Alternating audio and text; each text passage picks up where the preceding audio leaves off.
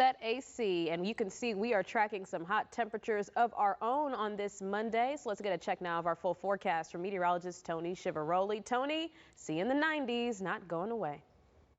No, it is certainly not as we continue to make that push onward here. And what we're going to see in the way of those 90s will eventually get back to heat index values in the 100s, but that's not until we get into tomorrow. Today, we get a bit of a break. And for this time of the year, when you can see humidity at least take a step back for a day or two, that's always a positive change. And we see that as we roll on into this one. So out the door, kick-starting this one, we are going to be seeing things consistently, mainly dry, hot out there, going to be getting, of course, some of these pushes as we get temperatures to try and rise, but knocking on the door of the lower mid-90s today and heat index values in the mid to upper 90s. But hey, not the triple digits. That's what I'm talking about. Starting to see a little bit of these changes as we continue to roll on forward and we start to get this, the tidbits. Let's roll them through for you, continuing to get you ready for this week as we see that slight drop in the humidity. Still plenty of sun, still heat out there, don't get me wrong, but getting out of the sun, it's going to feel all the more better. You know, the shade breaks when we get days like this in July can easily feel really good.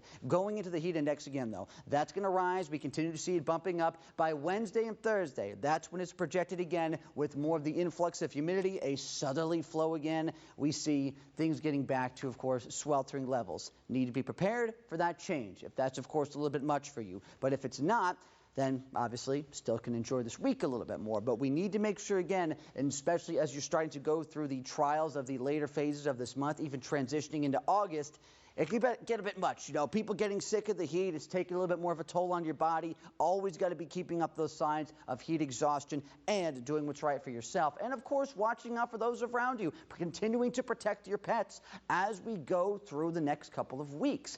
Going into today, at least it's a little better, especially in the shade. Going into the afternoon, very limited shower and storm chances that the Futurecast wants to project. But I'm here to tell you, that's going to be tough to see. Going through this, high pressure is going to hang around for a couple days into your Tuesday. So even though tomorrow will be hotter, it's still going to be tough for anything in the way of storms to try and bubble up. So it's not going to be cooling things off. And that is going to be, of course, something that we did see at least over the past few days, even getting past yesterday. But now as we fast forward, it's more about the dryness and the heat combining. All that hazy sun out there, that extreme UV index, that is going to be a lot of direct sunlight. Please be prepared for that because that's still going to be hot in its own regard. Going later into Tuesday, not too much. Again, Futurecast picking up on the dryness, not showcasing much in the way of storms bubbling up. But into Wednesday, we cycle through, and start at the morning calm. Oh yes, plenty of that. Nice start to the morning. Easy does it for the morning travels, but into the afternoon, we start to see this, a little bit more of the way of instability trying to form. We can get some spotty storm activity to try and bubble up, especially with more of that heat and humidity combining. We're talking a heat index value here between 107 and 108. Wednesday, one of those sweltering days getting back at it again. For your travels today, though, we're looking pretty good. More in the way of those lower mid-90s eventually by the late phase of the afternoon. General trending along temperatures in the low 90s still.